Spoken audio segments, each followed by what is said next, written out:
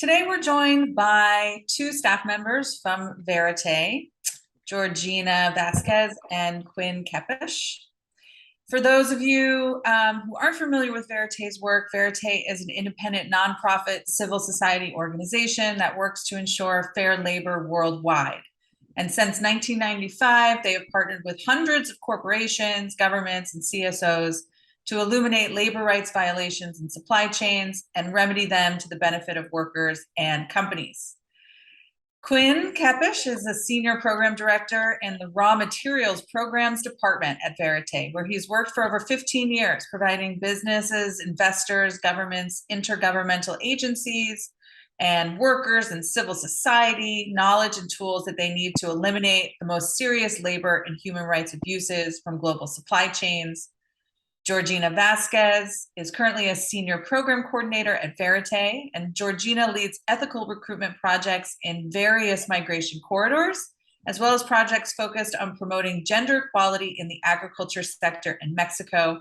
Previously, she worked for UN agencies, IOM and ILO for 12 years. So welcome, Georgina and Quinn. We're going to talk today about a new project you all are working on at Verite that is funded by the Walmart Foundation called the Recruitment Cost Calculator. What is the Recruitment Cost Calculator? Tell us a little bit about it. Yes, thank you so much, Stephanie. And well, the Recruitment Cost Calculator, as you mentioned, is a tool that Verite is still in the process of developing. We're about to launch by the end of this year.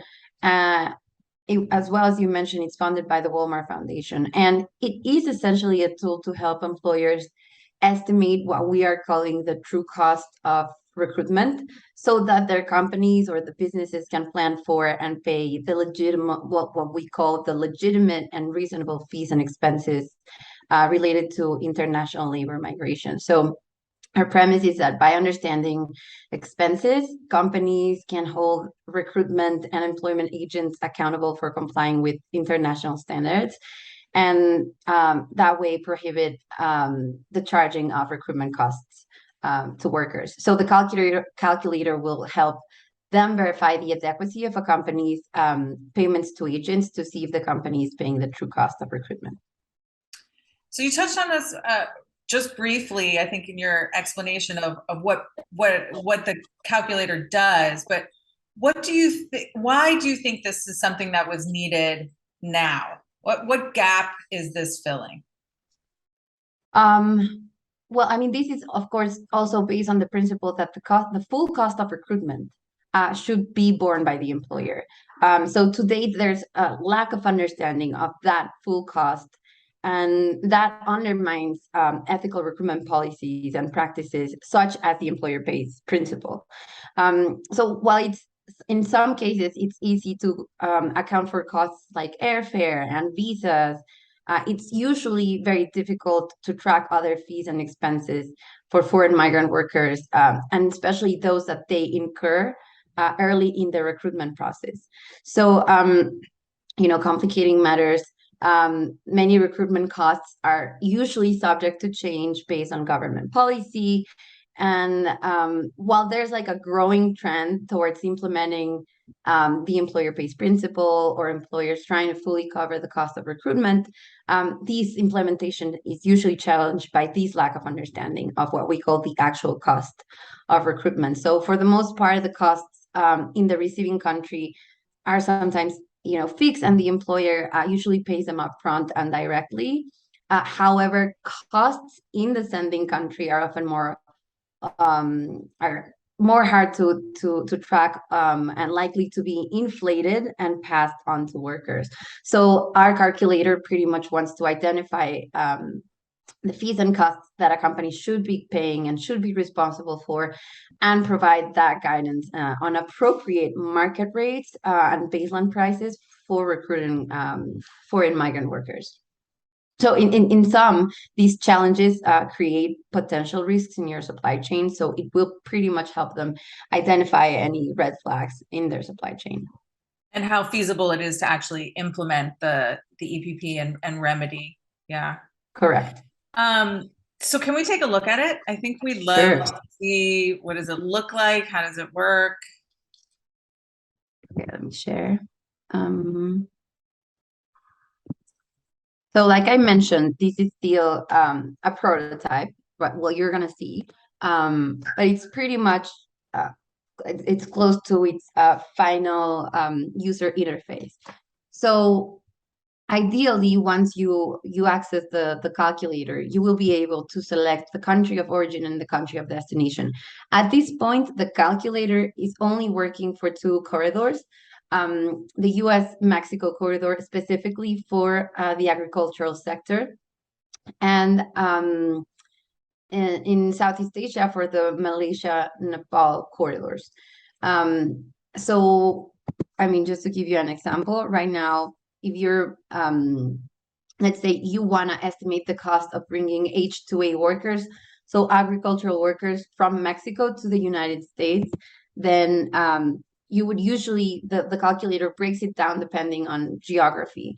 So you choose the United States and then whichever uh, wait, country of origin, state of destination, and then again, country of origin, Mexico at this point is the only one for H-2A visas. And then you also have to be able to ideally know where workers are coming from. Something that we did while we were estimating our costs is that we really tried to break down and track all these first mile costs, starting from communities of origin in Mexico. So that could be a community of origin in the south of the country in Chiapas. So you would be able to differentiate the cost between a worker traveling from Chiapas to a worker traveling from northern Mexico, Chiapas in the south of Mexico to a worker traveling from northern Mexico. And then these will vary depending on the corridor, but for example, in the case of the US to Mexico corridor, you would select the type of recruitment that you are doing, whether you're working with a recruitment agency, whether you're using a labor contractor employer, or whether you're doing recruitment in-house. You would be able to choose the type of recruitment that your business is conducting. And then you would get your estimation on this part of the website, and you can see pretty much what we've divided is the cost per worker and the fixed costs. There were some costs that it was impossible to estimate the cost per worker, so that's what's how that is organized. And then you get a detailed cost breakdown. So you could see that you have X amount, $600 per worker on recruitment fees, but then you would be able to click or an admin fees to click to pretty much see the breakdown within that specific cost. So these usually, those things that you have to pay in the country of destination, for example, in admin fees. How much is the Department of Labor application, any certification cost, etc., any cost of visas and other petitions. And that's why you get the way that we've organized these categories, the way that the cost is breaks down is based on ILO's definition of recruitment costs and fees. So you would see the recruitment fees, the admin fees, transportation and lodging, and other costs. And in the case of the US-Mexico corridor as well, you would be able to compare your offer. So let's say that you are using a recruitment agency and they're charging, I don't know, X amount per worker, but you're not sure whether that is enough or it's too high, and you want to be able to understand how that cost should be distributed. So then you can actually enter your offer and say, well, I'm being charged 19, I don't know, this amount, 19,000 for recruitment fees. But we would be telling you, well, that's a little higher than the market costs that we have estimated. And so that's pretty much right now how it works. There's some changes that it would that the user would see depending on the corridor that they select. For example, if they choose Verite Southeast Asia numbers and corridors, they would be also able to identify the business costs for them with a formula that we're in the process of developing. And then, there's further information on, okay, how do we understand these results? What do they mean? It's a clear definition of what the recruitment fee entails. Exactly what costs are we talking about?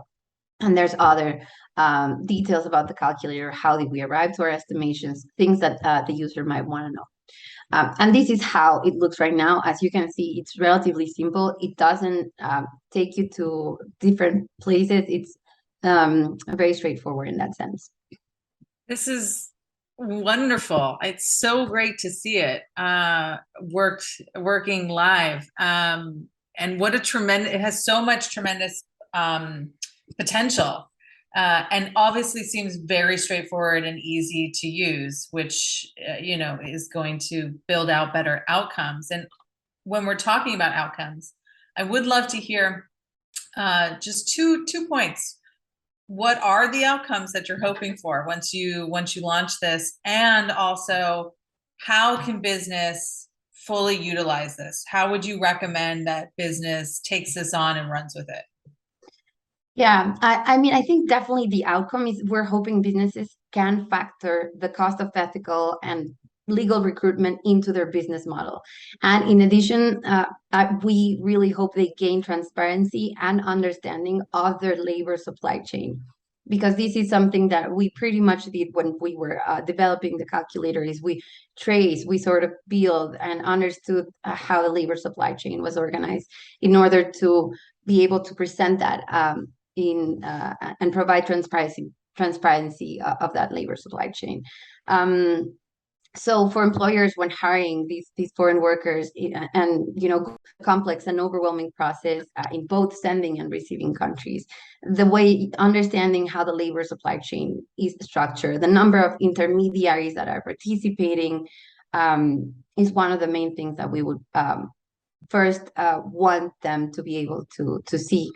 And I will let the users or the companies understand how the supply chain is structured for their specific sector, and visualize the costs within it. And then the user will see and compare what we call discrete expenses, such as the agency recruitment fee, the processing fees, the security clearance, the pre-employment medical expenses, pre-departure or the orientation, and costs that are very hard to quantify, like food, accommodation, and some transportation costs that are hard to estimate, that are simply too confusing.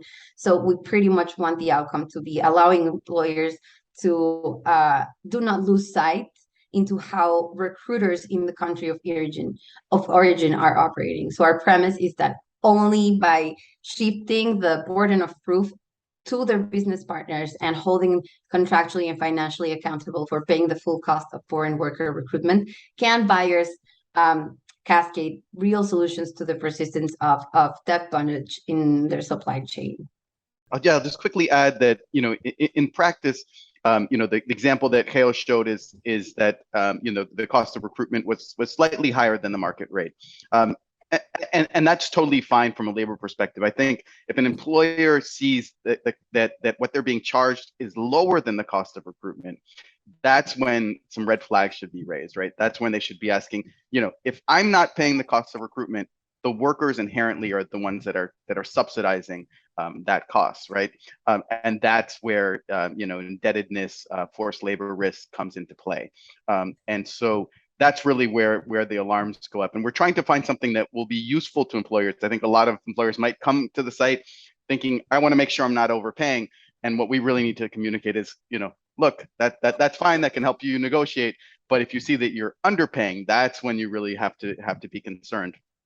Likewise, we want to be able to help initiatives like Cierto that are doing ethical recruitment to really show the value of their business model, right? So in addition to sort of that brute cost of recruitment, we also talk about some of the value added of initiatives that do some of the verification of those first mile costs of the actions of agents in the field, things of that nature, and sort of ensure that the process from recruitment to employment is being done fairly.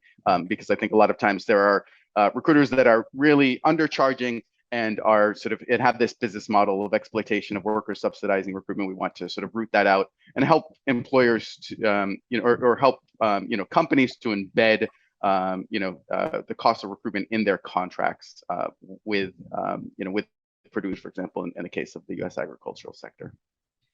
So there's really a lot of advantages, both for recruitment agencies to prove their worth, as you mentioned, like Cierto, but also for business to ensure that their workers are being protected and adequately they're being charged with, paying what they should be paying and not paid.